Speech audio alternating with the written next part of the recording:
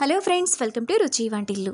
ఈరోజు మనం వంకాయ నిల్వ పచ్చడి చాలా టేస్టీగా ఎలా తయారు చేసుకోవాలో చూద్దాము. ఈ వంకాయ పచ్చడిని మనం వేడి అన్నంలో నెయ్యి వేసుకుని తింటే చాలా బాగుంటుంది. చాలా సింపుల్గా చేసేసుకోవచ్చు. సో లేట్ చేయకుండా వీడియోలోకి వెళ్ళిపోదాం.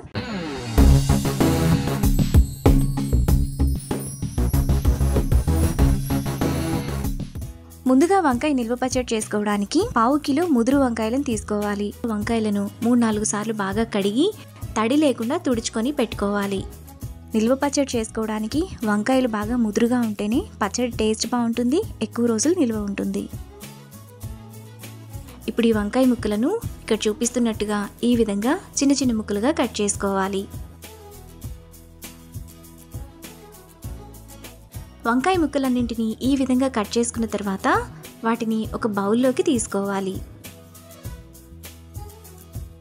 ఇప్పుడు వంకాయ ముక్కల్లో 2 టేబుల్ స్పూన్ల ఉప్పు, 1/2 టీ స్పూన్ పసుపు, 1 టేబుల్ స్పూన్ నూనె కూడా వేసుకొని కలుపుకోవాలి. వంకాయ ముక్కలన్నింటికి ఉప్పు పసుపు పట్టేలా బాగా కలుపుకోవాలి. వంకాయ ముక్కలను ఇలా కలుపుకున్న తర్వాత ఇక్కడ చూపిస్తున్నట్టుగా మధ్యలో కొద్దిగా ఖాళీ ఉంచుకొని 50 గ్రాములు చింతపండును పెట్టుకోవాలి. చింతపండుకు ఉన్న గింజలు కాడల్ని తీసేసి పెట్టుకోవాలి. ఇప్పుడు చింతపండు కవర్ అయ్యేలాగా వంకాయ ముక్కలన్నింటినీ పైన పెట్టుకోవాలి. ఇప్పుడు మూత పెట్టుకొని ఒక రోజంతా ఈ వంకాయ ముక్కలను ఊరనివ్వాలి.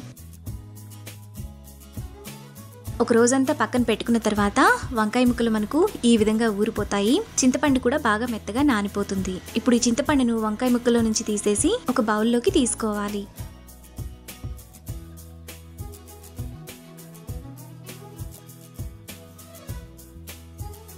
చింతపండునంతా ఇలా తీసుకున్న తర్వాత మిక్సీ జార్లోకి వేసుకోవాలి. తరువాత 10 వెల్లుల్లి రెబ్బలు కూడా వేసుకొని మెత్తగా మిక్సీ వేసుకోవాలి.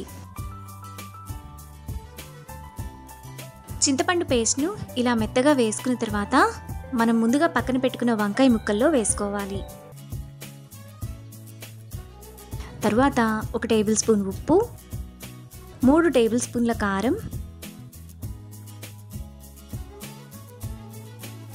1 టీ స్పూన్ ఆవపిండి, 1/2 టీ స్పూన్ మెంతిపిండి వేసుకొని చింతపండు ఉప్పు కారం అంతా వంకాయ ముక్కలకు పట్టేలా బాగా కలుపుకోవాలి.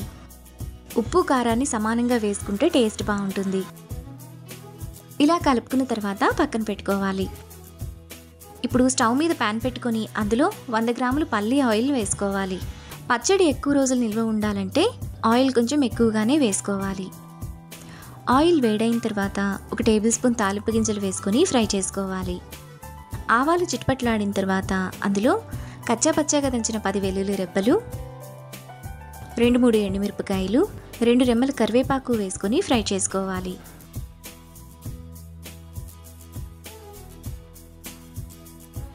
తాలింపు అంతా వేగిన తర్వాత పచ్చడిలో వేసుకొని కలుపుకోవాలి. ఈ వంకాయ పచ్చడి మనం బయట పెట్టుకుంటే 2 నెలల పాటు నిల్వ ఉంటుంది. అదే ఫ్రిడ్జ్లో స్టోర్ చేసుకుంటే 6 నెలల వరకు బాగుంటుంది.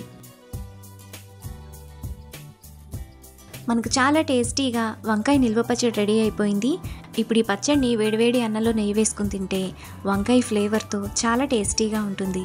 అంతే, ఎంతో సింపుల్గా టేస్టీగా చేసుకునే వంకాయ నిల్వ పచ్చడి రెడీ.